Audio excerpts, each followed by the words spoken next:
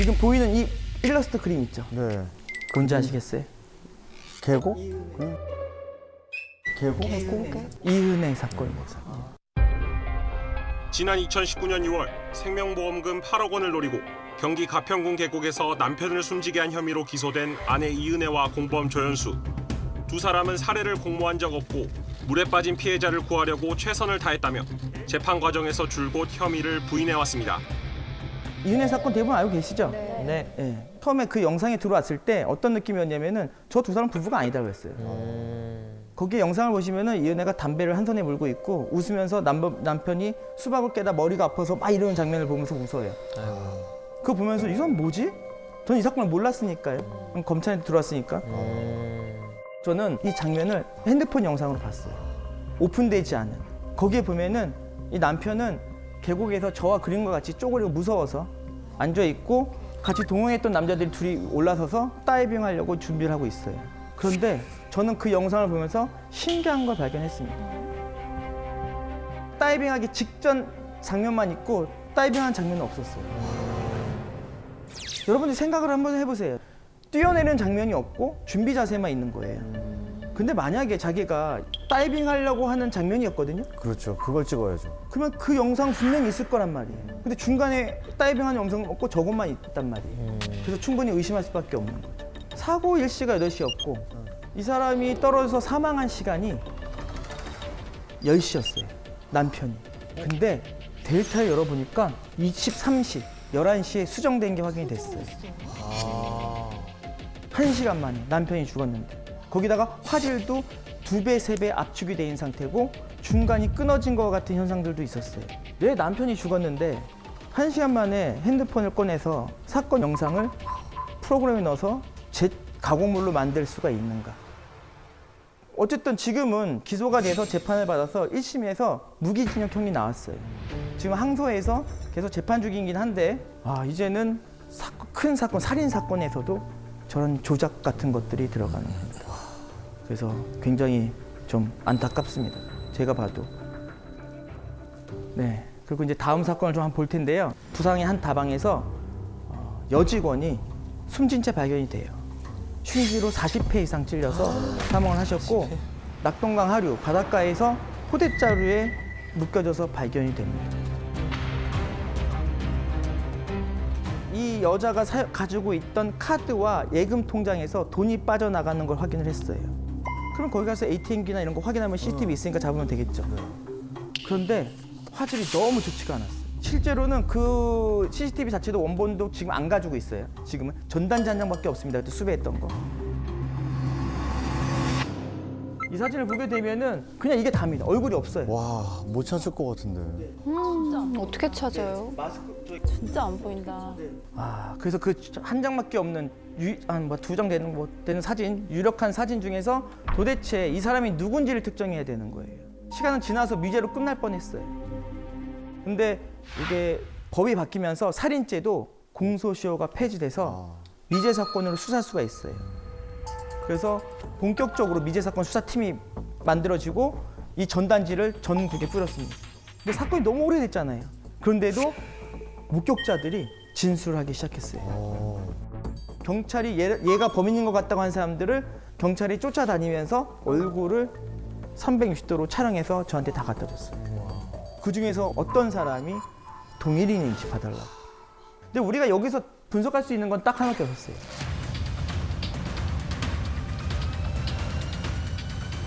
귀밖에 없었습니다. 귀요? 귀. 우리 그 여권 사진 보면은 귀 나오게 찍죠. 귀 나오게 찍죠. 네. 귀 나오게 찍는 이유가 있어요. 지문과 같이 귀는 사람마다 다 달라요. 그래서 귀를 나오게 찍으라는 거예요. 그리고 귀를 찍더라도 먹으셨으면 옆으로도 찍고 앞으로도 찍거든요. 그 이유는 뭐냐면 귓바퀴 형태도 보려고 하는 거예요. 똑같습니다. 용의자를 잡아서 이 사람인 것 같다라고 하는 여러 사람을 추려서 귀의 형태를 각도를 잰다든지 3차원으로 귀의 귓바퀴의 형태들을 분석을 해보니까 아까 그 용의자의 귀하고 일치도가 매우 높다라는 결과가 나왔어요. 신기하다. 매우 높다. 이때 당시에는 그렇게 영상 분석 기술이 발달되지가 못했어요. CCTV도 막 필름으로 찍고 막 그런 시절이었어요. 그래서 귀 모양을 가지고 이 사람이 동일인인지 분석하는 기법들을 좀 적용하게 돼 본 거죠. 그리고 실제로 이 사람은 자기가 이제 이런 증거들이 나오니까 본인이 맞다고 시인했어요. ATM기 찍은 사진이 제가 맞습니다. 제가 맞아요. 그런데 이 사람이 무죄가 나왔습니다. 왜요? 이 사람은 나는 돈만 뽑았다. 아, 죽이지 않았다. 그렇다면 당신은 이 여자 비밀번호를 어떻게 알았냐? 가방 안에 쪽지에 비밀번호가 적혀 있었다. 라고 주장을 해요. 죽이지 않았다. 증거가 없구나. 영상 분석학은 네. 그 사람이 맞는지 안 맞는지만 네. 확인할 뿐이지 나머지 사건의 네. 기원은 알 수 그렇죠. 없으니까. 수사 과정에서 네. 해야 되는 거죠. 그러다 보니까 이 동일인 분석하는 것들이 사건이 좀 많이 더 생겨요. 지금 또 보여드릴 2014년에 방화동 청부살해 사건이라는 게 있는데 사람을 청부살해 시켜서 죽인 거예요. 너무 황당하다. 네, 저도 영화에서만 있는 일인 줄 알았습니다. 네. 방화동 청부살해 사건을 좀 보여드릴게요. 왼쪽과 같은 이미지예요. 뭐야?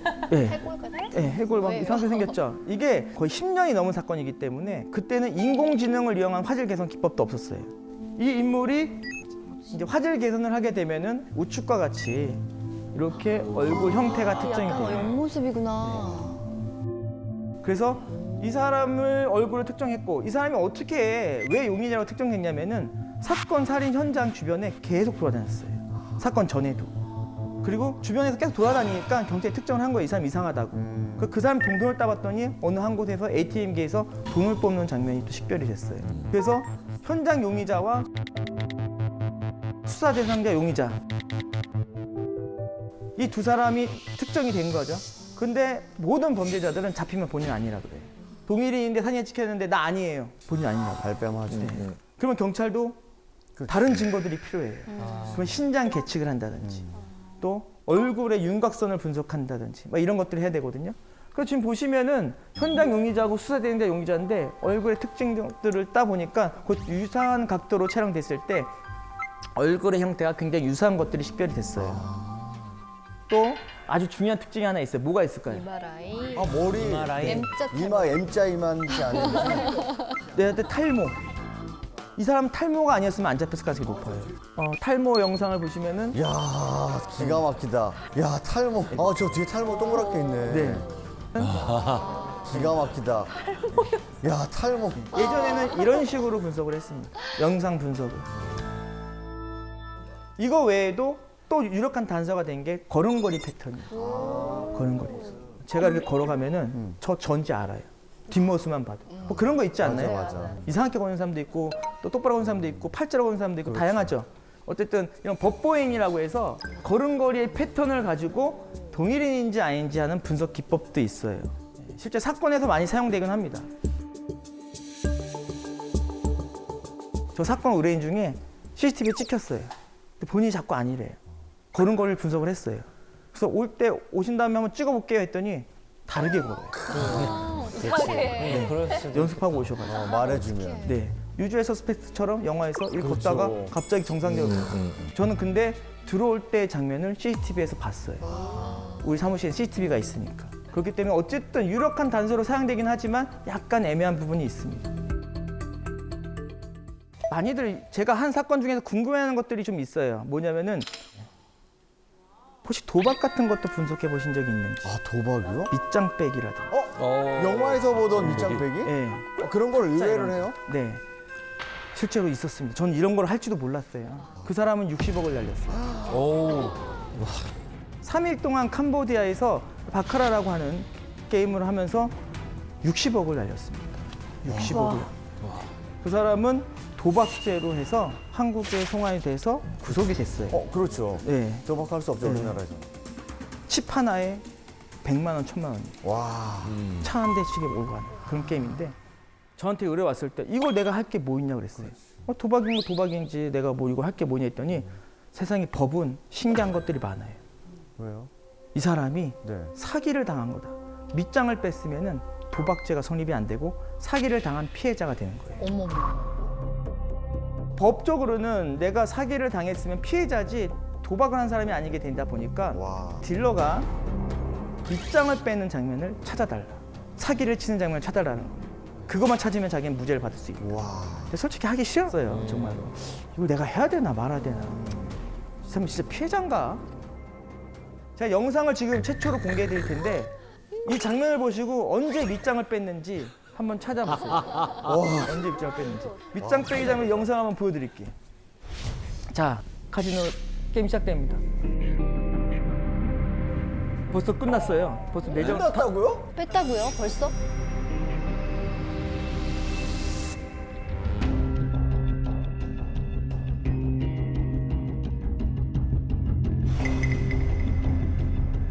와, 안 보여. 아 근데 안 보여요. 진짜 눈알이 빠질 것 같아. 진짜 너무 크게 봐가지고. 네. 근데 제가 영상 분석을 한다 하더라도 언제 밑장을 뺀지 알 수가 없어요. 여러분들 밑장을 뺄 때 일부러 잃어줘야 돼요. 그러니까 딸 때만 밑장 빼게 하는 게 아니에요. 이 사람 계속 따기만 하면 의심을 할 거잖아요. 그러니까 100만 원 잃어주고 1000만 원 잃어주고 1억 잃어주다가 한 방에 훅 가져가는 거예요. 이걸 제가 분석하려면 뭔가 정보가 얻어야 있다 해서 딜러도 만났어요. 화이트 딜러라고 하고 블랙 딜러라고 하는데 화이트 딜러는 정상적으로 게임하신 분이고 블랙 딜러는 밑장을 빼거나 탕을 쓰시는 분은 블랙 딜러라고 해요. 그래서 화이트 딜러한테 만나서 물어봤죠. 밑장을 빼는데 도대체 어떤 방법을 빼는 거냐라고 했더니 갑자기 카드를 그걸 다 썼더니 홀짝홀짝으로 원하세요. 그러니까 홀짝홀짝홀짝으로 빼요. 홀짝홀짝으로 빼요. 그리고 빨간색 원해 빨간색을 딱 또 빼요. 거기서 변호사하고 저하고 깜짝 놀래가지고 와 진짜 소름이다. 네. 저도 영화에서만 보는 건지 알았는데 다 박수 쳤어요. 됐다. 와. 뺄 때 잘 보시면은 앞장을 뒤로 밀어서 이렇게 빼는 거예요. 뒷장을. 이런 식으로 빼는데 이거 따라 하시면 안 돼요. 이거 따라 하시면 안 돼요. 뺄 때 보면은 이 초보들이 하는 습관이 있는데 이게 이렇게 하면 팔이 아프니까 나중에 들게 된대. 아 팔꿈치를요? 네, 이렇게 들어서 빼야 된대. 이렇게. 이렇게 하면 너무 힘드니까 이렇게 들렸다가 이렇게 빼는 거예요. 이런 식으로 뺀다는 정보를 입수를 했죠. 다시 보여드릴게요. 이제 팔을 한번 보세요. 팔이 언제 올라갔는지. 자, 왼팔이요? 네, 카드를 뽑는 왼쪽 팔. 올라갔어. 둘, 셋, 넷. 와 봤어.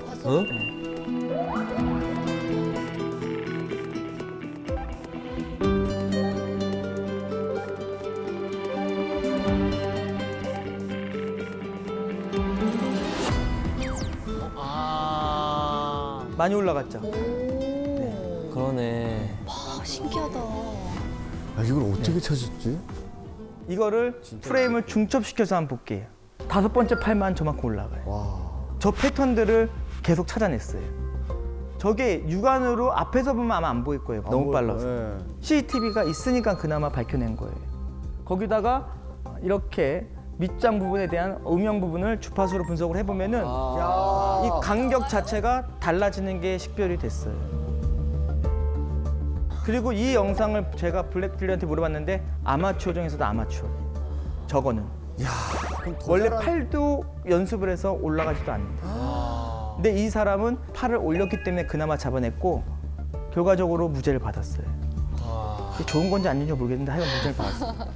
네. 이번엔 제가 직접 맡았던 사건 중에 가장 기억에 남는 사건인데 제가 하는 사건들을 보게 되면은 좀 답답한 게 있어요.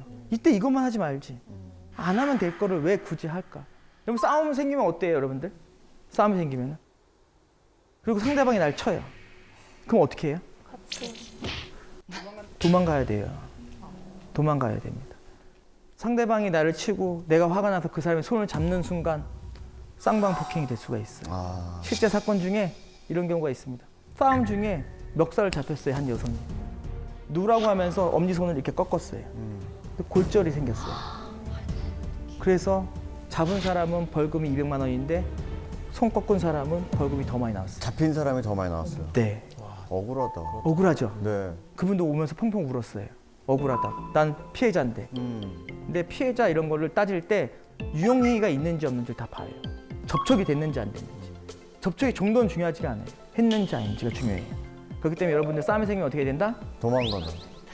싸우질 말아야 되니까. 네, 하면 안 됩니다. 네. 이 사건도 똑같습니다. 우리 일상에서도 벌어질 수 있는 일이고 굉장히 억울한 사건이에요. 이 사건을 제가 맡기 전에 라디오로 들었던 사연이 있었는데 그 사연이었어요. 어. 제가 이 일을 하면서 굉장히 열받았던 사건 중에 하나고 재심까지 가서 우리 박준현 변호사님 아시죠? 재심 전문가. 그분하고 같이 했던 사건이에요. 2009년에 한 부부가 지인들과의 식사를 마치고 운전석에는 와이프가 앉았고 조석에는 술을 드신 남편분이 앉아 계셨어요. 그리고 차를 타고 가고 있는데 갑자기 경찰이 음주산석 한다고 쫙 나왔어요. 그래서 아내분이 놀래서 급브레이크를 밟았어요. 술을 취하신 남편분께서 너무 화가 나서 경찰한테 항의를 했어요. 이렇게 갑자기 튀어나오면 어떡하냐, 위험하게.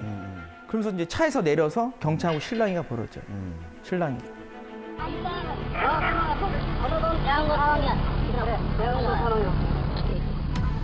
물먹을 사람이 사모님하고 아드님한테 얘기를 하시네. 왜 불러? 아니, 다시. 뭐야. 막 소리 지르고 하니까 경찰도 여러 명이서 붙어서 막 얘기를 했죠. 그러던 중에 어떤 얘기를 하다가 갑자기 경찰이 하면서 팔을 뒤로 꺾으면서 나오지 말아야 될 음성이 나와요. 대표해. 찍었다 방금 들었어요? 영상이 너무 당황스러운데요? 당황스럽죠? 네. 네. 그걸 촬영하고 있던 경찰이 됐어, 찍혔어 라고 하면서 그 남편을 공무집행 방해로 입건을 했어요. 근데 뭐 진짜로 꺾을 수도 있잖아요. 공무집행 방해로 벌금 200만 원, 300만 원 정도 나왔는데 문제는 뭐냐면은 이분의 아내가 법원에 나와서 진술을 했어요. 증언 선서를 하고 남편은 팔을 꺾지 않았습니다. 어? 제가 봤어요, 앞에서. 꺾지 않는 걸 봤어요. 했는데 검찰에서 이 여자도 거짓말 한다면서 위중죄로 또 기소를 했어요. 와. 요거는 빙산의 일각이에요. 아직 시작도 안 했습니다. 시작도 안 했어요. 내 아내는 맞게 얘기했다. 난 팔을 꺾지 않았습니다. 했더니 검찰에서 남편도 위중죄로 기소했어요. 와, 미치겠다. 심지어는 남편은 벌금형이 나왔지만 아내분은 징역 8개월에 집행유예 2년이 나왔어요. 위증을 했다고. 진짜 너무한다. 아내분은 유치원 선생님이었어요. 그래서 파면도 당했어요. 유치원에서. 선생님이기 때문에. 아니 전문가가 아닌 저희가 봐도 보이는데 그게 네. 어떻게 못 볼 수가 있죠? 근데 왜 안 꺾은 것 같아요? 경찰이 일단 혼자서 꺾어서 손을 네. 뒤로 뺀 것만 보여요. 아, 이렇게 꺾었을 때 안 잡고 있던데? 네. 잡은 게 없어요. 맞아. 아무도 잡은 게 혼자. 왜가 중요해요. 재판에서는. 왜 안 꺾었는지를 설명을 해줘야 되는 거예요. 어렵다. 아마 여기서 한 분씩 나와서 왜인지 설명해 주세요 그러면은 어려워. 어렵죠. 자세가 이상해요. 뭐가 좀 어설퍼요. 막 이런 얘기밖에 못 한단 말이에요. 재판에서는 증거재판주의이기 때문에 증거를 확실하게 얘기를 해줘야 돼요. 그래서 저는 너무 감사했습니다. 이 사건이 저한테 와서. 저는 처음부터 의심을 했던 게 아 소리. 제가 실제로 사건 영상 많이 보거든요. 네. 누가 때리면 소리 잘 못 내요. 윽소리를 많이 내지. 영화와 실제는 너무 달라요. 그러네. 영화에서 총 맞으면 하고 있죠. 다 구라라고 보시면 돼요. 윽소리도 못해요. 그냥 그냥 쓰러지는 아 거. 그래서 악소리도 못 한다는 얘기가. 네, 칼로 찔리잖아요. 네. 급소 찔리면 그냥 거기서 쓰러져서 누워 계세요. 실제 우리 영화는 너무 다릅니다. 어쨌든 법정에 들어가서 그런 의심을 갖고 저도 화질 개선해서 영상 분석을 해봤죠. 한번 볼게요. 화질 개선. 여기서 제가 아주 유력한 증거를 찾아냈어요. 영상을 화질 개선시켜 보면은 팔을 꺾을 때 이분은 거의 뒤에 붙어 있었어요. 그래서 저 상태에서 저 경찰까지 손이 가려면은 가제트 손이 돼야 돼요. 그렇구나. 가제트 손을 뻗어야 돼요. 쭉 나와요. 제가 한 1시간 동안 검사하고 엄청 싸웠거든요. 제가 다른 걸 수도 있는 거 아니냐, 뭐일 수도 있는 거 아니냐 했는데 다 받아쳤어요. 연속 프레임에서 팔뚝이 나왔기 때문에 다 할 수도 없다. 나왔더니 새벽 2시, 1시예요. 서울도 아니고 경기권도 아니에요. 지방이에요. 갈 데가 없어요. 차는 다 끊기고. 그런데 딱 갈 데가 한 군데밖에 없더라고요. 어디요? 찜질방. 그래서 가장 가까운 찜질방으로 가시죠. 딱 가고선 잠도 못 자고 새벽 5시에 첫 차를 타고 버스를 타고 돌아오고 있는데 박준현 변호사한테 문자가 왔어요. 만장일치로 무죄 받았습니다.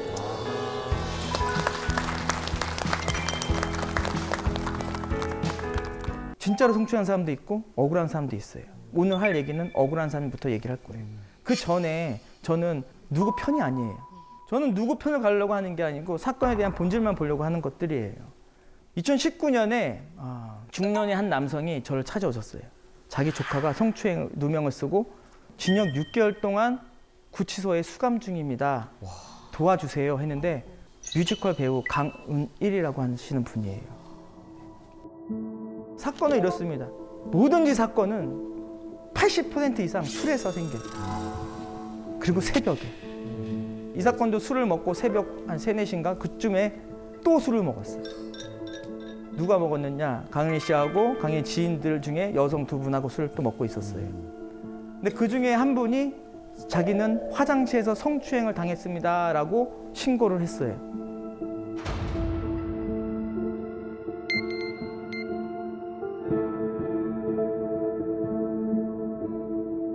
강은희 씨의 주장은 내가 먼저 화장실에 들어갔고 화장실 나와서 세면대에서 손을 씻고 있는데 여자가 나와서 날 뒤에서 끌어안으면서 추행을 하고 너네 집 잘 살아? 다 녹음되고 있어? 막 이런 얘기를 했다는 거예요. 누구 얘기가 맞는지 몰라요.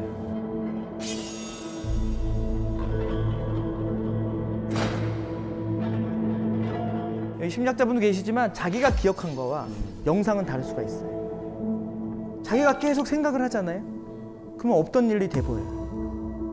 그리고 영상에 이게 내가 왜 했는지 모르겠네요 라고 할 수도 있어요. 그래서 저는 기억을 믿지 않아요.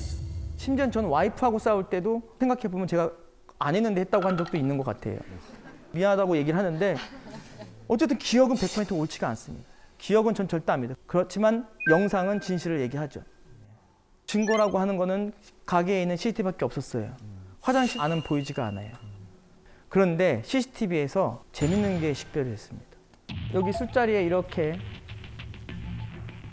드시고 계시다가 남자가 먼저 나가요? 먼저 갔는데? 그쵸. 네, 아까 여자가 먼저 여성분이 갔다 그랬는데 따라가네. 네. 그러네. 입구가 하나라. 밑에 비친다. 밑에 비친다. 네, 맞습니다. 저 밑에 통풍구가 없었으면은 유죄가 확정이에요. 진짜요? 밑에 비쳐 네. 뭐가 그러네. 밑에 저 통풍구가 강은희 씨를 살렸어요. 저거? 저 통풍구를 통해서 제가 뭘 분석했냐면은 뭔가 보여요? 이 화장실 구조를 설명드리면은 문을 열고 들어가면은 여자 화장실 칸이 바로 있고 남자 화장실 칸이 이렇게 있어요. 나눠져 있네. 나눠져 있는데 네. 칸막이로 나눠져 있어요. 문을 열면 바로 열면 남자 변기가 보이고 왼쪽 칸을 열면 바로 여자 변기가 보이는 거예요. 들어가자마자. 그리고 앞에는 세면대가 이렇게 있어요. 그럼 여자는 보세요. 좌측으로 들어가려면 문을 열어야겠죠. 네. 그럼 통풍구 사이에 문이 열리는 게 식별이 돼요. 그렇다면 여기서 강인희 씨가 여자 화장실로 들어가려면 통풍구 사이에 들어가는 발이 보여겠죠. 네. 그러네. 그게 없었어요. 여자 혼자 나왔어요. 남자는 나와서 바로 세면대로 가는 게 보여요. 여기 한번 영상 한번 보실게요. 확대된 영상이에요. 신기하다. 대박. 강인 씨가 들어가요. 먼저 들어간다. 네, 통풍구 잘 보세요. 여자는 왼쪽으로 가겠죠. 자, 들어가서 왼쪽으로 들어가게 되면은 문이 닫히게 보이죠. 문이 닫히게 보이죠. 문이 그러면 여기에 그 다음부터 누가 들어와야 되는 거예요. 그렇지. 근데 다 돌려봐도 들어온 사람 없었어요. 혼자 나온 영상이 있습니다. 야. 네, 뒤를 돌려보시면은 이제 문이 열리는 게 없죠. 여러분들이 보더라도. 네. 아까 여자분이 들어갈 때처럼 그 네. 그림자나 문이 열리는 게 안 보여요. 지금. 네. 그러니까 아직까지 안에 있다는 거잖아요. 네. 혼자. 아직까지 안에 있는 네, 거예요. 혼자 계신 거예요. 네. 나오죠? 나왔어. 앞으로 가죠. 지금 나와서 앞으로 갔어요. 네.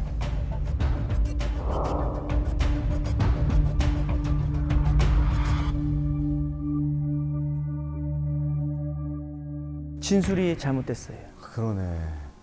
남자가 들어왔다고 그랬는데 바로. 네. 그리고 실제로 여자 화장실은 문을 열게 되면 바로 무릎이 닿아요. 너무 좁아서 사람이 들어갈 수도 없어요. 이 두 개의 증거는 굉장히 유력한 증거가 됐고 이 통풍구를 못 봤을 때는 대부분의 성추행 사건들이 피해자의 진술로 가기 때문에 명확한 증거가 없이는 빠져나올 길이 없다는 걸 제가 너무 잘 알아서 희망이 없다라고 봤지만 이걸 찾아내는 순간에 이길 수 있다라고 자신감이 들었어요. 희열. 네. 그리고 심지어는 여긴 나오지 않지만 강현 씨가 문을 열고 나올 때마다 여자가 옷을 잡고선 끌어당기는 장면들이 몇 회 장면이 식별됐어요. 네. 뮤지컬 배우 하면서 있었던 소속사에서 퇴출이 됐고요. 그동안 계약돼 있는 모든 거 다 취소됐고 우울증까지 걸리셨어요. 1심에서 징역 6개월 선고받고 5개월까지 사시다가 억울해. 재판을 통해서 무죄를 받아서 나오셨고 지금은 무죄 받고 다시 활동을 시작하고 있습니다. 너무 억울하지 않나요? 아, 손해배상 같은 거 할 수 없나? 아, 너무 화난다. 저는 한편으로는 그래요. 여자가 기억이 잘못될 수도 있어요. 일부러 그런 거면은 진짜 처벌받아야겠지만 진짜 이런 사건도 있었어요. 술을 드시다가 여성분이 술을 계속 많이 드시다가 마지막에 취했는지 갑자기 숟가락을 쾅 던지면서 옆에 남자한테 나 왜 만져? 내가 어딜 만지는데 했더니 취하셔가지고 다 만졌어. 다. 그게 죄가 아니고 술을 많이 먹으면은 그런 행동을 볼 때가 있어요. 그래서 유일한 목격자는 CCTV밖에 없다는 거예요. 1000개의 목격자. 이번에는 성추행범을 제대로 혼내준 사건이에요. 이 사건은 의뢰인이 택시 운전기사였어요. 택시 운전기사. 한 여성을 태웠는데 술집에서 이제 택시를 탔어요. 뒷좌석에 앉았는데 여자는 의뢰인이 나를 취한 것 같다. 옆에 와서 만지는 것 같은 거를 제가 느꼈다. 근데 취한 상태인지 정확하지 않은데 하여간 난 봤다. 자기를 만지는 거를. 블랙박스 영상을 보면 음성이 녹음되잖아요. 여성이 운전기사한테 아까 만졌죠? 아까 만졌죠? 그러니까 아니요 하는 장면도 나와요. 저도 사건을 많이 하다 보니까 운전자가 억울할 수도 있겠다는 생각도 들었어요. 그 운전자가 주장하는 거는 뭐냐면 나는 뒷좌석으로 간 적이 없다. 운전석 문을 연 적이 없고 뒷좌석 문을 연 적이 없다라고 주장을 했어요. 계속. 그러면서 판사를 통해서 저한테 감정 신청을 했어요. 어떤 감정 신청이냐? 블랙박스는 전방을 찍고 있는데 자기가 운전석에 내리면은 미동이 있을 것이고 소리가 있을 거 아니에요. 네.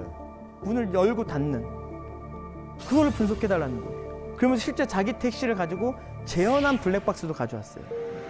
근데 실제로 그 재현한 걸 보니까 타고 내리게 되면은 우리 쿵쿵 소리 나고 이 하중 때문에 이렇게 흔들려요. 근데 사건 블랙박스를 보니까 차량이 미동이 없었어요. 움직임이. 질문 자체가 운전석에서 내렸는지 안 내렸는지 뭐 그런 것들을 미세한 픽셀을 통해서 분석해달라고 했기 때문에 그 분석을 했어요. 결과는 내리지 않았다는 게 제 결과였어요. 그런데 아무래도 이 택시기사 좀 이상한 행동을 했어요. 갑자기 자기야 하는 소리가 들려요. 자기야. 귀염둥이 이쁘네 막 이런 소리 들려요. 와. 그래서 저는 이게 의심이 너무 됐어요. 아니 뭐 하는 짓이지? 그랬더니 그냥 혼자서 한 얘기다. 이상해. 네, 더 이상하죠. 근데 운전석에서 내리지 않았어요. 그리고 또 문제가 하나 있었어요. 차를 세워놓고 깨워야 될 거 아니에요. 작은 목소리로 다 왔어요 이래요. 도착했어요 해요. 감정 요청 사항은 이 남자가 운전석에서 내려서 뒷좌석으로 갔느냐가 핵심 사항인 거예요. 근데 그건 내리지 않았어요. 그래서 제가 너무 이상해서 안 되겠다. 데이터 다시 줘봐. 데이터를 분석을 해보니까 이 블랙박스 안에는 아내를 비추고 있는 카메라가 있었어요. 그게 수사기관에서 아무도 몰랐던 거예요. 검찰도 몰랐고 재판 과정에서도 몰랐던 거예요. 그 아내 영상을 보니까 깜짝 놀랐어요. 문을 열고 나가진 않았어요. 운전석에서 뒷좌석으로 이동했어요. 넘어갔구나. 저를 가지고 논 거예요. 법원을 가지고 논 거고 검사를 가지고 논 거고 다 가지고 논 거예요. 제가 만약에 그거 넘어가지 않았다면 그 사람 무죄 받을 수도 있어요. 그래서 저는 고민을 했어요. 이 결과를 어떻게 할지. 저는 어쨌든 법원에서 이걸 해달라고 하면 이것만 하는 사람이에요. 제가 무슨 판사도 아니고 수사기관도 아니에요. 근데 저는 또 원래 제가 소속돼 있는 사람도 아니고 누구 말도 잘 안 들어요. 좀 혼자 막 하는 걸 좋아해요. 그 넘어가는 장면을 100번 반복해서 왔다 갔다 하는 장면을 영상을 만들어서 검찰에 줬어요. 따로. CD에 고서. 잘하신 거네. 그거는 벌금이 아니고 징역형 살 수도 있을 거예요. 왜냐면 지금 다 가지고 논 거잖아요. 이제 마지막으로 소개해드릴 사건도 굉장히 화가 나는 사건입니다. 이건 제가 영상 분석을 그만둘까도 생각했던 사건이에요. 제가 진짜 법원 가서 한 2시간을 싸운 사건이에요. 2시간을. 한 20대 초반 중반 되는 한 젊은이가 우리 아버지를 살려주세요. 우리 아버지 좀 도와주세요. 아무도 우리 말을 믿지 않아요. 그 말을 거의 집에 갈 때까지 한 20번 정도 한 것 같아요. 계속. 사건이 이렇습니다. 아버지가 운전을 하고 조수석의 동료와 같이 차를 몰고 가는데 상대편에서 차량이 정면을 오고 있었어요. 중앙선 사이에서 양쪽으로 오고 있었는데 어느 순간에 차 한 대가 중앙선을 넘어와서 쿵 하고 받치면서 우리 아버지 조수석에 계셨던 분이 사망하신 거예요. 아이고. 근데 문제는 양측 다 음주를 했어요. 문제는 뭐냐면 누가 넘어갔냐. 아니 음주운전으로 뭐 벌금형 받을 수도 있고 뭐 상습범이면 뭐 징역형 받을 수 있지만 사람이 죽은 사건이기 때문에 누가 넘어왔냐에 따라서 사건이 달라져요. 근데 아버지는 감옥에 계셨어요. 1심에서 징역형을 받고 아무도 믿어주지 않는 상태에서 수감 생활을 하고 있었죠. 그리고 아들은 찾아왔고.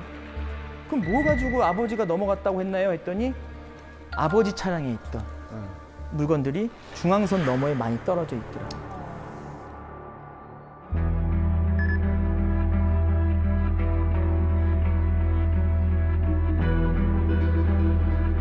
교통사고 분석하는 사람들이라든지 전문기관에서 아버지 차량이 그쪽으로 넘어간 게 맞다라고 분석 결과서를 내민 거예요. 모든 범인은 아버지를 지목하고 있었던 거예요. 국가기관에서 전부 다. 이 사건은 그 블랙박스 영상이 없었으면 지금도 감옥에 계실 사건이에요. 차 한 대가 오죠. 라이트 비치면서. 네, 쿵 박어요.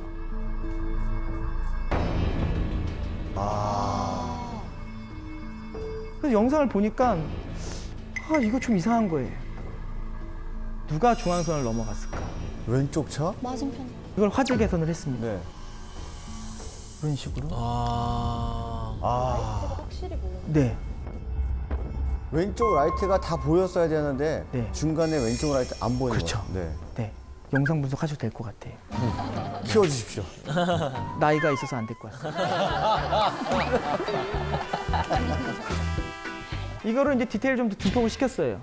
그 중앙선을 보시면은 P1과 P2가 있는데 지금 P1, P2는 전방에서 오고 있는 차량의 좌측 라이트, 우측 라이트예요. 중앙선을 넘어왔죠, 이쪽으로. 네. 그래서 이걸 가지고 제가 이건 이겼다.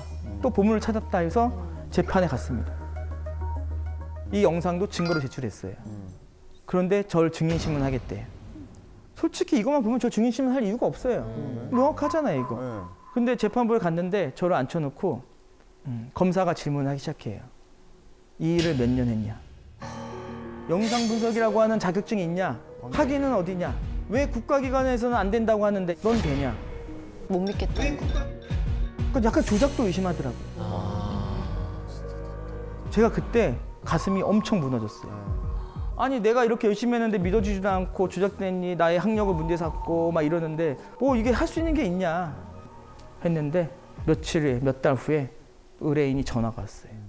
의뢰인 아버지가. 저 나왔습니다. 네, 무죄 받았습니다.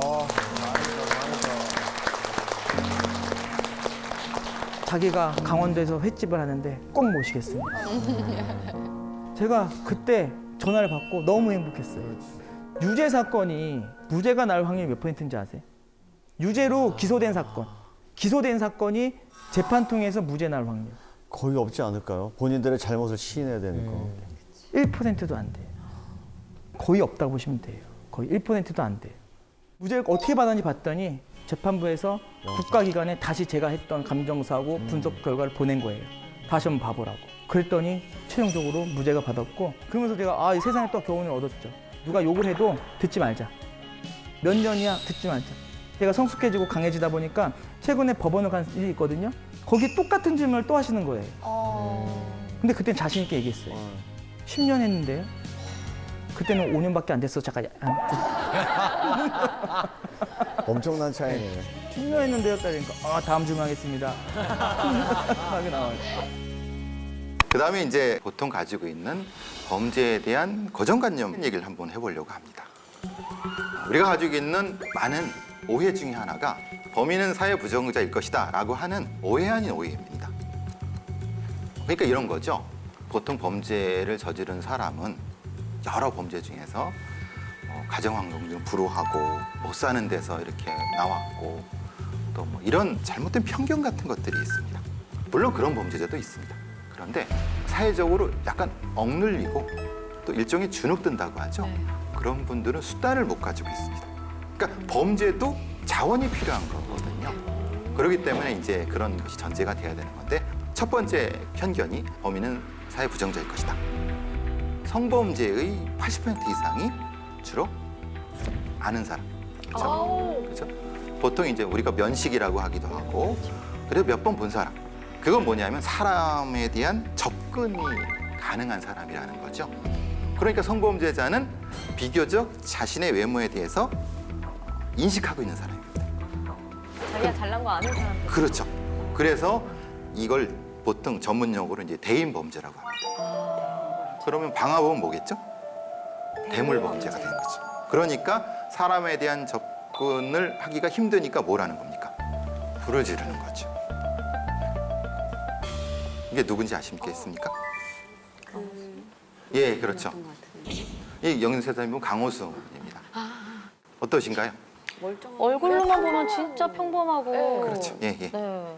처음에는 무슨 사건이냐면 실종 사건만 계속 발생을 했습니다. 근데 나중에 잡히고 보니까 다 납치 살해한 사건이었죠. 주로 이 강호순 사건 같은 경우를 연쇄살인이라고 보게 되는 부분은 살해 방법이 아주 독특한 방법이 있습니다. 이거 대상도 그렇고 강호순 연쇄살인 사건의 피해자들을 일종의 프로필을 조금 일별한 겁니다. 특징적으로 뭐가 나타나시죠? 치마, 부츠, 치마. 또 왜소한 키. 처음에 이제 강호순 사건을 접근할 때 이게 무슨 사건인지 몰랐습니다. 그거를 시작했던 사람들, 수사했던 사람들, 또 저같이 이제 지원을 했던 사람조차도 초기에는 이 사건이 어떤 종류의 사건인지 몰랐습니다. 근데 나중에 피해자의 유형을 찾고 보니까 저런 특성이 나타났다는 겁니다. 나이대를 한번 보세요. 나이대가 사실 다르죠? 네. 그리고 키가 조금 작은 부분도 있지만 사실 저 부분은 큰 차이가 없었어요. 그러니까 이제 이 사람이 가지고 있던 독특한 특징은 중간에 있다는 겁니다. 이게 이제 이 범인이 가지고 있는 피해자를 선택하는 기준입니다. 연쇄살인 사건을 접근할 때는 굉장히 머리가 빠질 정도로 아픕니다. 왜냐하면 그 사람들의 머릿속으로 들어가야 돼요. 근데 이 사람이 어떤 종류의 트라우마와 트리거를 가지고 있고 무엇에 자극을 받는지를 모릅니다. 그렇죠? 갑자기 실종이 되고 피해자가 생기는데 이 피해자들의 연속성, 그러니까 연결성을 모르는 겁니다. 그래서 이제 되도록이면은 여러 가지 면에서 저런 것들을 오픈된 상태에서 많이 보려고 하죠. 실제로 이 사람은 체포될 때 차가 3대였고 집도 2채, 농장 하나. 우리가 생각했던 연쇄살인범이라는 것과 굉장히 다르죠. 왜 그랬을까요? 숨어 있으려고 그래요. 사람들 속에 숨어 있는 것. 그러니까 강호순 같은 경우는 그랬다고 합니다. 주변 사람들한테 아주 친절하고 싹싹하고 그리고 아이들한테도 너무 자상한 아버지. 이런. 당시에도 그 강호순 사건이 벌어질 때 이런 얘기가 있었습니다. 낯선 사람 차에 타지 마라. 라고 했는데도 그 뒤로도 몇 가지 사건이 더 생겼었습니다. 그러면은 그것이 그 피해자들의 잘못이냐? 그건 아닙니다. 왜 그러냐면 이런 범죄를 저지르는 사람들은 그 범죄를 어떻게 하면 잘 저지를까에 대한 부분을 굉장히 잘 연구하는 사람들입니다. 그러니까 전문적인 범죄자인 거죠. 조심해라고 하지만은 문제 설정이 잘못된 거죠. 어떤 사람을 조심해야 된다고 하는 것을 그 당시에는 얘기해 주지 않았습니다. 지나가는 차에 탔거든요, 피해자분들이. 그분들이 왜 그랬을까요? 왜? 그냥 어떻게 보면은 같은 지역 주민? 그리고 너무나 선한 얼굴? 제가 뭐 어디까지 가세요라고 물어봤을 때 너무나 그 주변에 대해서 잘 알고 설명해 주셨기 때문에 우리 동네에 같이 사는 분이 아닐까라 그래서 그냥 이렇게 탈 수도 있었을 것 같은데요. 네, 그렇죠. 맞습니다. 강호순이 굉장히 말을 잘했다고 합니다. 그러니까 거의 뭐 사람 찜쪄 먹을 정도로 말을 잘했다. 그 정도로. 근데 결정적인 건 뭐냐면 범행을 쓰였던 차 조수석에 자기 아들 사진을 썼다. 거기다가 아들이 가지고 있는 곰인형도까지 두고. 안심시키려고. 그렇죠. 이게 일종의 범행 장치를 이용하는 겁니다. 그러면은 마치 아주 자상한 가장이 아들한테 선물 주러 가는 길에 차 태워드릴게요라고 하는 겁니다. 우리가 생각하는 이 범죄자라고 하는 게 문 열고 가세요 이렇게 얼굴 저처럼 이렇게 갖고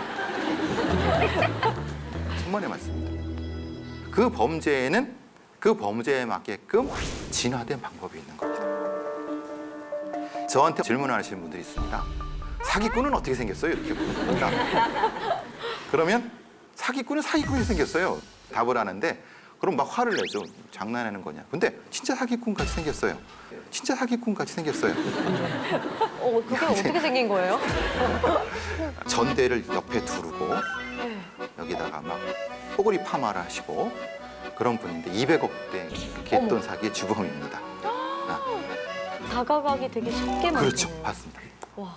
범죄자는 바로 그겁니다.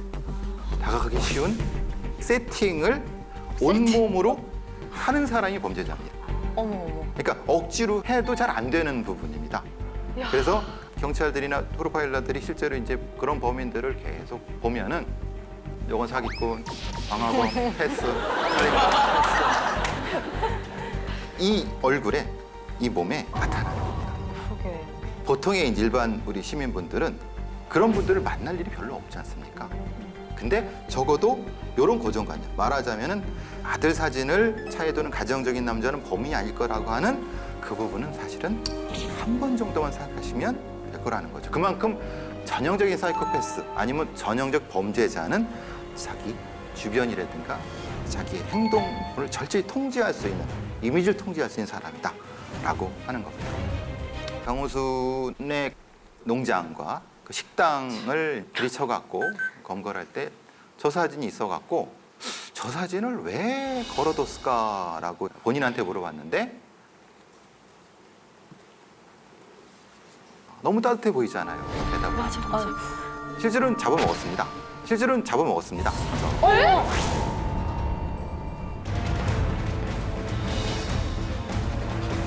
왜냐하면 진짜 사이코패스는 인면수심이네.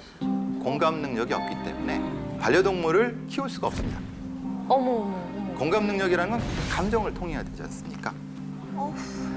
터미네이터라는 영화 아시나요? 네. 터미네이터에서 기계인간을 탐지하는 원시적인 방법이 뭐죠? I will be back. I will be back. 저 이따 잠깐 보시죠. 개소리가 나죠, 개소리가. 보면 개가 짖습니다. 그러면 저 기계인간이다라고 사격을 합니다.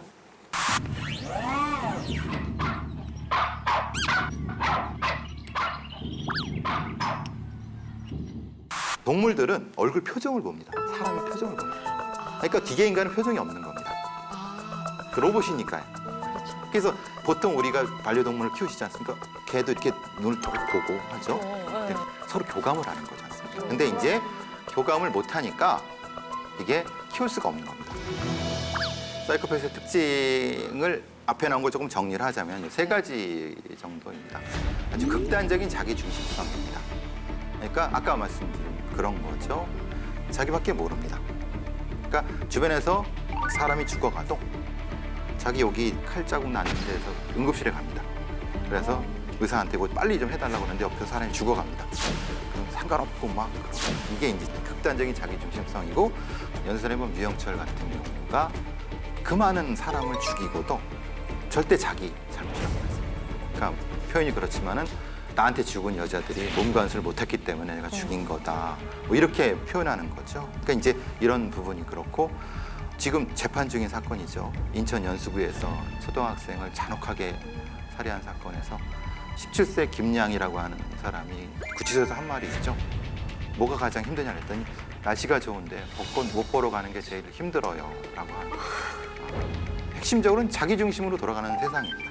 그러니까 자기 사이를 방해하면은 거의 가차없이 용서하지 않는 부분이죠. 그것과 연관되는 것이 두 번째입니다. 강한 자극 추구입니다. 아주 강한 자극 추구. 요건 이제 뭐냐면 앞서 말씀드린 것처럼 시각적인 부분이 있겠고 촉각적인 부분이 있고 청각적인 부분이 있습니다. 보통 인문학적인 형태의 만족이라든가 사람과 같이 사는 것의 만족 이런 것들이 아니라 아주 극단적인 자극입니다. 그래서 보통 연쇄살인범들의 살해 방식이 되게 잔인한 것은 죽어가는 장면을 보려고 하는 시각적인 욕구, 그리고 죽어가는 것 속에 들리는 소리 같은 거, 그리고 그 시체를 만짐으로써 느껴지는 차가움을 느끼고자 계속 반복적으로 하는 거거든요. 이걸 거꾸로 이용할 수 있는 겁니다. 프로파일러들은 독특하게 소리와 연관되어 있는 사이코패스구나, 색깔과 관련된 사이코패스구나, 아니면 이것은 촉각과 관련된 사이코패스인가를 그 사람의 얘기를 들어보면서 찾아가는 부분이라는 거죠. 이게 이제 세 번째 같은 경우가 뭐냐면 늘 일탈을 합니다.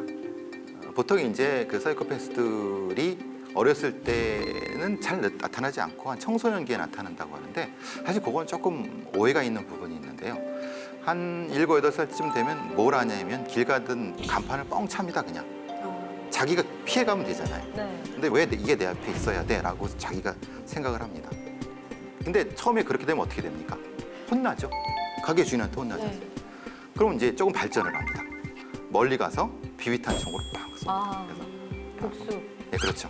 요게 사소한 범죄를 반복적으로 함으로써 그래도 된다고 생각을 하고 그걸 통해서 만족을 얻고 그 경험을 통해서 머릿속에 뇌 구조가 바뀌어가고 진화되고 그 다음 단계로 넘어가게 되는 형태가 됩니다. 요 사이코패스 얘기를 했으니까 혹시 그 소시오패스라는 말씀 들어보신 적이 있나요? 네. 네. 그런 역할도 많이 했습니다. 그러셨을까? 아까도 물어봤습니다. 차이점에 대해서 혹시 아시는 게 있나 해서요. 글쎄요, 그거 알고 싶어서 제가 나온 건데요. 예. 대부분의 분들이 강선진님 같이 생각하실 겁니다.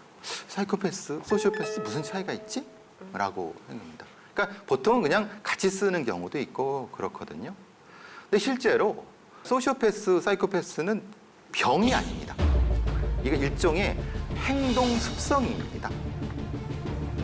그러니까 반사회적인 그런 것이 몸에 습성화되어 있는 어떤 인간형을 얘기를 하는 겁니다. 근데 소시오패스는 사이코패스 범주에서 어떻게 보면 조금 약간의 하위 범주라고 볼 수 있는 겁니다. 조금 다른 건 뭐냐면은 사이코패스는 약간 선천적인 기질이 있다고 합니다. 그것과 대비돼 갖고 소시오패스는 이제 후천적인 부분이 강합니다. 그러니까 말하자면은 양육하는 가족에 관련된 부분에서 조금 극단적인 형태의 양육 방식을 겪었거나 아니면은 극단적으로 이기적인 형태의 부모를 만났거나 아니면 방임하는 부모를 만났을 때 만들어지는 또 하나의 인간형인데 그렇기 때문에 사이코패스이면서 소시오패스일 수도 있다고 얘기를 합니다. 예전 같은 경우는 사이코패스와 소시오패스가 분리된다고 하는데 꼭 그렇지만은 않습니다. 그래서 소시오패스는 목적을 위해서는 수단 방법을 안 가리는 겁니다. 그 성과의 달콤함에 한번 맛을 본 사람이면은 일정 정도 뇌의 만족도가 바뀌어서 다음에도 똑같은 방식을 할 수 있다는 얘기입니다. 일종의 그것은 마약과도 같다고 얘기를 하는 겁니다. 자, 보통 이 성범죄는 하루 중에 어느 시간에 제일 많이 발생할까요? 해 뜰 때는 좀 부끄럽지 않을까요? 그러니까 뭐 밤이나 새벽 이럴 것 같은데요. 밤이나 새벽. 네. 제가 저렇게 얘기했는데도. 아닌가요? 낮 시간? 보통 우리가 강력범죄라고 하면 살인이나 성범죄, 특히 강도, 그 정도를 얘기를 하는데 정확한 답은 그겁니다. 정해진 시간은 없다는 겁니다. 그럴 거면 왜 물어보셨어요? 정해진 시간이 없다는 건 뭐냐면 거꾸로 하면 피해자가 취약한 시간입니다. 대체적으로 보시면은 이제 알 수 있습니다. 그래, 낮 시간이네. 예. 요거는 이제 마포에서 벌어졌던 연쇄 강간 사건을 일별하고 있습니다. 보시면 아시겠지만 다른 것보다는 어떻습니까? 너무 밝을 때. 예, 그렇죠. 그러던데. 피해 시간. 근데 요거는 어떻게 해야 되냐면요. 피해자의 연령과 연관시키면은 충분히 이해할 수가 있습니다. 13세 분이 왜 3시 30분에 피해를 당하죠? 하교 씨가 그렇죠. 하교를 했는데 한부모 가정이거나 아니면은 뭐 맞벌이 하시는 부분이라는 거를 그렇기 때문에 그렇죠. 근데 그걸 어떻게 알았을까요? 사전에 미리 조사. 그렇죠. 그렇습니다. 이런 종류의 범죄를 저지르는 범인은 굉장히 사전 조사가 치밀합니다. 그리고 충동적인 게 아닌 거예요. 그렇죠. 성과 관련된 범죄는 80%가 누구라고 그랬죠? 면식부. 그렇죠. 예. 비면식은 충동성이 있잖아요. 그죠? 말하자면 으슥한 어떤 골목에서 우연히 이제 범죄를 당한다라고 하는 것도 20%가 있습니다. 근데 상당히 다수는 그렇지 않습니다. 저 표가 그걸 말해줍니다. 지금 27세의 저 분은 저 시간에 왜 범죄를 당했을까요? 밤에 일하시고 아침에 주무시는 땡! 땡. 저분은 가정주부셨어요. 다 출근하고 네, 그렇죠. 예, 예. 남자가 없을 때. 그렇죠. 예. 그건 역으로 생각하면 어떻습니까? 그 범죄자는 관찰하고 있었다는 거. 자, 그 다음에 뭐 시간대는 뭐 26세, 2시, 뭐 18세, 4시 40분 아까 말씀드린 거랑 같다고 생각을 하고요. 이게 동일 범인 소행인 거예요? 예, 예, 동일. 우리나라의 연쇄 성범죄의 특성은 한 범인이 최대 100건 이상 넘게 합니다. 그러니까 아니 그때까지 안 잡아주시고 뭐 하는 거예요 정말. 그러니까요. 실제로는 뭐냐면은 우리는 암수범죄가 많습니다. 왜냐하면 2013년도 이전에 친고죄가 폐지됐지만은 친고죄 이전에는 실제로 신고를 하고 해야지만이 가능한 부분이기 때문에 실제로는 그런 부분이 분명히 있습니다. 그래서 한국형사행정연구원에서는 연구 결과에 의하거나 대검찰청 범죄 보고서 같은 데를 보더라도 성범죄 같은 경우는 지금은 조금 다르지만 실제에 신고되고 처리된 사건이 10건이라고 하면 그 지역에서 100건이 벌어진다고 생각하시면 됩니다. 침입 방법도 잠깐 보시겠지만 우리가 이런 강력범죄를 생각했을 때 무시무시한 무기를 가지고 협박해서 들어갈 거라고 생각하시면 절대 그렇지 않습니다. 절대 그렇지 않습니다. 제일 많은 게 이제 따라 들어가기입니다. 문이 열린 상태로 따라 들어가는. 여러분 상상도 못 하셨겠죠? 당연히 이런 범죄자들은 문을 따고 막 부수고 창문을 깨고 막 들어올 거라고 생각하시죠? 근데 그런 경우는 훨씬 적습니다. 저기서 보시는 것처럼 따라 들어가기 아니면 숨어 있기, 택배 가장 뭐 이런 것들. 그러니까 지능을 이용하는 방법들입니다. 근데 그거는 마찬가지입니다. 시간대와 연결이 됩니다. 낮 시간대니까 방심을 하게 되는 거죠. 그 낮 시간도 어떤 낮 시간이냐면요. 낮과 밤이 변하는 시간입니다. 보통 5시, 6시 그 사이. 그러니까 활발하게 움직이고 있어갖고 저 사람이 진짜 범죄로 들어간 건지 아닌지를 착각하게 만들 수 있는 것. 그게 강력범죄의 문제죠. 밤에는 오히려 문을 더 잠. 그렇죠. 꽉꽉 잠굽니다. 그리고 경계를 합니다. 그리고 저같이 나이 든 사람은 밤기가 박습니다. 부시락만 하면 막 했죠. 근데 밤에 발생하지 않는다는 거 아닙니다. 세 번째, 범행을 저지르는 사람은 따로 있다 라고 하는데 이건 아까 말씀드린 것처럼 실제로 이 범인이라는 것은 가장 평범한 이웃입니다. 제가 이제 연쇄성범죄 사건을 수사하러 동네라든가 이런 데를 수사로 돌아다니면 반드시 저는 신고당합니다. 이 견적이 나오지 않습니까? 이 견적이 나오지 않습니까? 신고당하거든요. 근데 이상하죠. 내가 경찰인데? 근데 저는 숨을 생각을 안 하는 겁니다. 위장할 생각을 안 하는 겁니다. 근데 그 범죄자는 위장하고 있거든요. 보통 탐문 수사를 할 때 그 슈퍼 아주머니한테 이상한 사람 지나가지 않았어요라고 물으면 바보입니다. 신참 경찰들한테 그렇게 물어보지 말라고 합니다. 이상한 건 네 기준이지.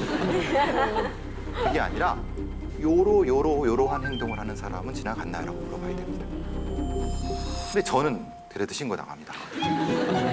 근데 보통 동네 주민 아니면은 그 동네에 적어도 몇 번은 와봤을 것 같은 사람이니까 아무리 탐문을 해도 드러나지가 않는 거예요.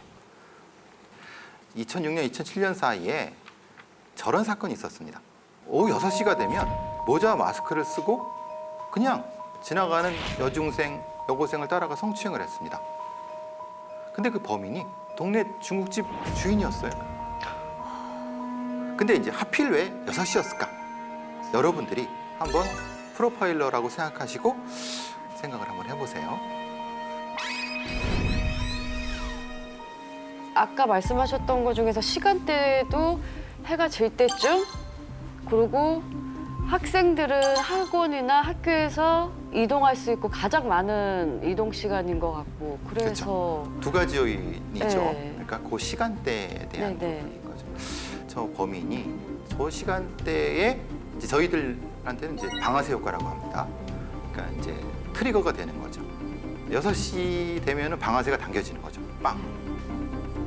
근데 저 범인은 이제 좀 독특하게 왜 성범죄를 했냐라는 범죄를 했을 때는 이 범인이 당했던 트라우마와 연관이 됩니다. 그러니까 어렸을 때 어머니로부터 성적 학대를 당했습니다. 친어머니한테. 그래갖고 가장 고통스럽게 당하던 그 순간에 노을, 예, 그걸 봤습니다. 예, 노을을 그걸 본 봤습니다. 거예요. 그러니까 그것이 이제 이 사람한테는 방아쇠 효과가 되는 겁니다. 특정한 시간에 당했던 그 감각이 고통 속에서 막 여기 응어리 치다가 자기가 힘이 생겼어요. 그러니까 그거를 범죄로서 나쁜 방식으로서 표출한 부분인 거죠. 이게 독특한 성범죄를 저지르는 범인들의 머릿속의 메커니즘입니다. 머릿속에 있었던 트라우마가 있고 그 사람의 그것을 폭발시키는 또 하나의 요소가 그 사람을 범죄로 이끄는 그런 형태가 되는 거죠. 이런 연쇄강간범은 현장에서 잡아야 돼요.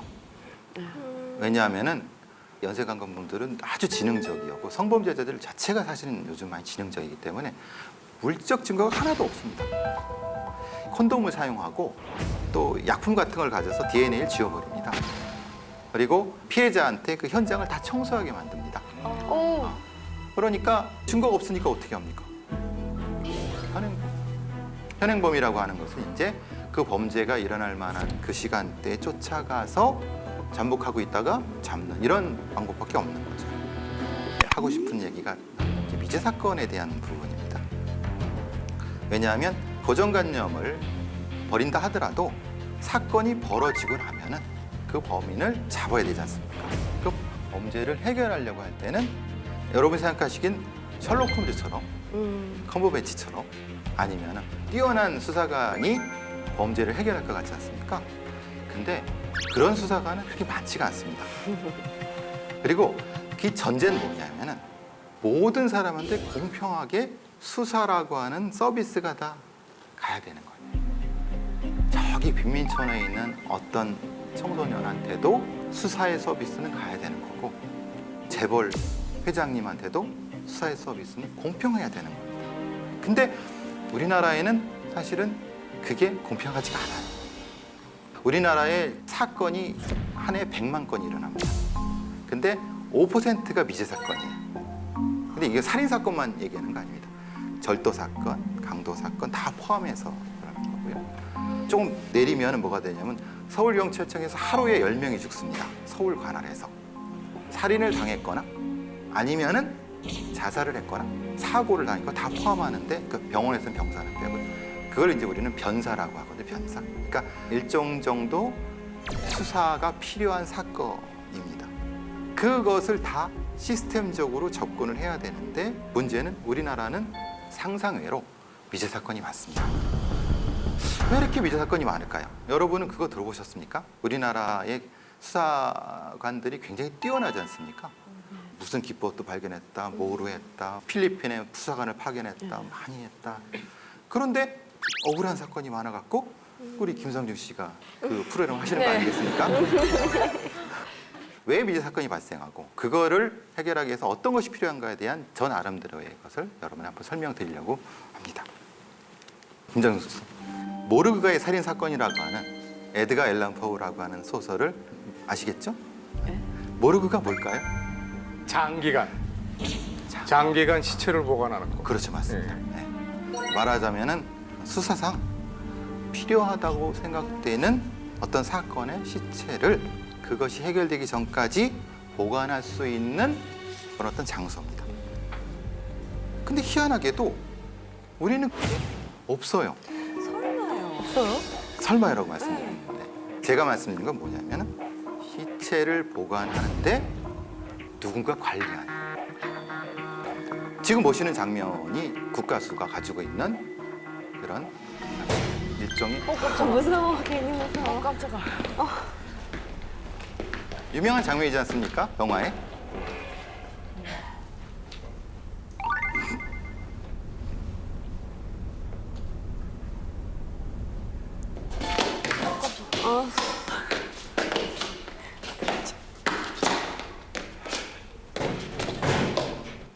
아니 근데 궁금한 게 시체 보관소가 꼭 있어야 되는 이유는 또 뭐예요? 왜냐하면은 대표적인 사건 하나가 있었습니다. 뭐냐면은 인천에서 벌어진 낙지 살인 의심 사건이라는 거 많이 들어보셨죠? 네. 네. 이 사건은 제가 낙지 살인 의심 사건이라고 하는 건 뭐냐면 대법원에서 무죄로 판결됐습니다. 네. 근데 많은 사람들이 이거는 유죄라고 생각하지 않습니까? 그 애인이라고 하는 사람이 죽였을 거라고 하지 않습니까? 그래서 제가 의심 사건이라고 하는 걸 이해해 주시고요. 사건의 개요는 그렇습니다. 애인이라는 사람이 모텔에서 낙지를 먹었는데 아침에 일어나니까 죽어갖고 이제 병원을 업고 가서 식물인간이 된 상태였는데 자기가 너무 사랑하고 영혼 결혼식을 시켜주자 뭐 해다가 죽은 여성의 부모님한테 어떻게 부검을 하냐, 내가 너무 사랑한 사람인데 좀 곱게 보내주자라고 해서 바로 화장을 했어요. 만약에 시체만 남았다고 하면 이 안쪽에 낙지가 들어갈 수 있냐 없냐만 그것만 확인했으면은 이 사건은 사건도 아니었어요. 근데 죽은 이틀 만에 범인일 수도 있는 사람이 요구하는 대로 화장을 해버렸어요. 그 부모님은 지금까지도 천추의 하나로 생각하세요. 그 말을 내가 왜 들었을까? 근데 여기서 이제 문화적인 차이가 있어요. 왜냐하면은 우리는 보통 그렇게 생각해요. 그러니까 돌아가신 아버지, 돌아가신 가족을 어떻게 부검을 해? 어떻게 남의 손에 맡겨? 라는 생각을 하지 않습니까? 그런데 우린 또 되게 빨리 화장을 해요. 그러니까 명확한 것은 시체가 증거물이라는 겁니다. 여러분 미국 같은 데 보시면 어떻게 합니까? 파냅니다. 20년 전에 죽은 사체도 의심이 생기면 발굴어 가지고 다 파냅니다. 그래서 다 검사합니다. 네, 나타날 수 있어요. 왜냐하면 독극물은 20년 넘게 남아 있거든요. 네. 그리고 뼈 같은 경우도 부러진 나무는 다 알 수 있습니다.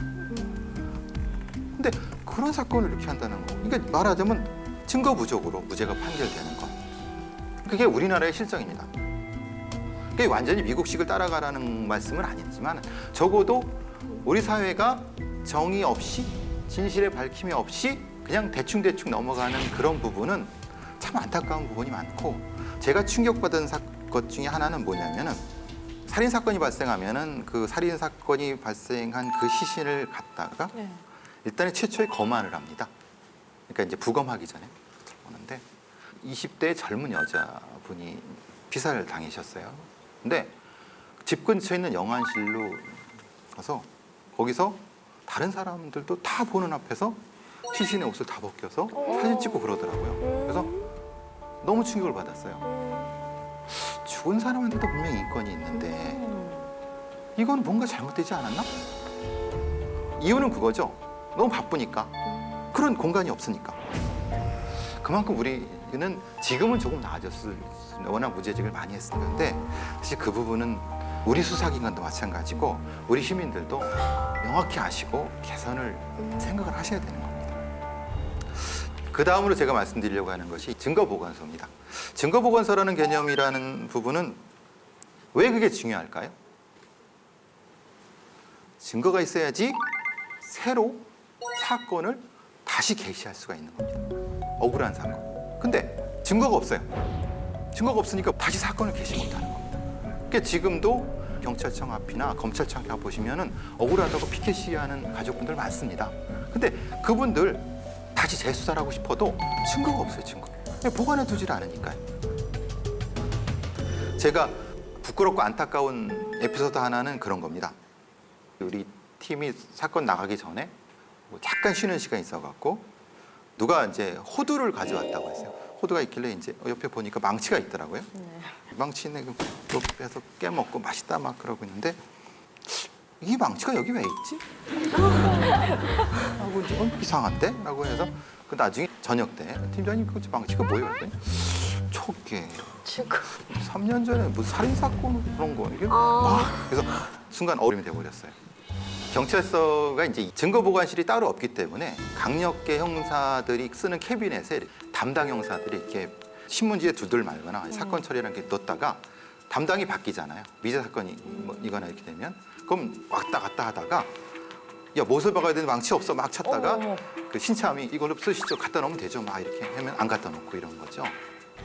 왜 이 얘기를 말씀드리고자 하면은 유럽에서 아주 유명한 여자 연쇄살인범이 있었습니다. 어떻게 가능해요? DNA가 발견이 됐는데 DNA로 이렇게 상피세포를 긁는 그 솜을 만드는 노동자가 마스크를 안 쓰고 기침을 하니까 그 모든 사건의 범인이 그 여자 노동자예요. 깜짝이야. 그렇죠? 이거를 증거 무결성이라고 하는데 좀 이제 어렵게 체인 오브 커스터디라고 하는 개념입니다. 그러니까 이거죠. 증거를 분석하는 사람은 어떻게 믿냐 이 말입니다. 예를 들면 그 증거를 분석하는 과학수사 팀원이 그 범죄와 관련된 어떤 사람한테 돈을 먹을 수도 있고 인적으로 연관될 수도 있는 거니까 그거에 대한 보증은 어떻게 하느냐. 그러니까 증거가 제3자에 의해서 공정하게 보관되어 있느냐도 체인 오브 커스터디고 그다음에 그 분석하는 사람도 역시 공정하게 했는가를 스스로 증명해야 됩니다. 근데 우리는 아직까지 그렇게 안 하고 있습니다. 그런데 조만간 우리도 그렇게 할 겁니다. 시민들이 문제 제기를 많이 한 거죠. 증거를 보관해라. 그래서 제도적으로는 일부는 마련했습니다. 그게 어디에 있냐면 일선경찰서의 과학수사팀의 작은 구석에 이 캐비넷 같은 걸 마련해놨습니다. 그래서 사실 정의를 위해서는 증거보관소, 체인 오브 커스터디 중요하다는 겁니다. 관련돼 갖고 여러분도 많이 아시는 이 사건을 한번 말씀드리겠습니다. 이거는 그 대구 여대생 살인 사건이라고 하는 거 혹시 들어보셨나요? 개략적으로 설명드리면 그런 거죠. 어떤 여대생이 바 모임을 끝나고 집으로 돌아가다가 스리랑카 외국인 노동자 3명한테 강간을 당해갖고 도망치다가 고속도로에서 치여서 돌아가신 그 사건을 얘기를 하는 겁니다. 지금 이제 검찰에서는 스리랑카인이 범인인 건 맞는데 공소시효가 지나서 안 된다. 그러니까 처벌할 수 없다. 그래서 다시 그러면 강도 강간으로 가자. 왜냐면 공소시효가 늘어나니까 그거는 그런 얘기가 지금 해다가 이제 최종적으로 공소시효가 끝나갖고 이제 그 사람은 출국했고 이런 거였거든요. 근데 문제의 핵심은 그게 아닙니다. 이 사건은. 그 피해자의 아버지가 뭐라고 제기했냐면 그 스리랑카인이 범인이 아니라는 거예요. 왜 그러냐 하면은 바로 제가 말씀드린 것 때문에 그런 겁니다. 뭐냐 하면은 돌아가신 분의 속옷을 누가 발견했느냐? 경찰이 발견한 거 아니에요.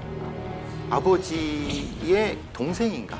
현장에 가서 보다 보니까 돌아가신 분의 속옷을 발견해갖고 이것 좀 분석해 주세요라고 했는데도 몇 년이 지난 다음에 겨우 분석해갖고 그때 DNA가 나와서 보니까 스리랑카인이라는 거예요.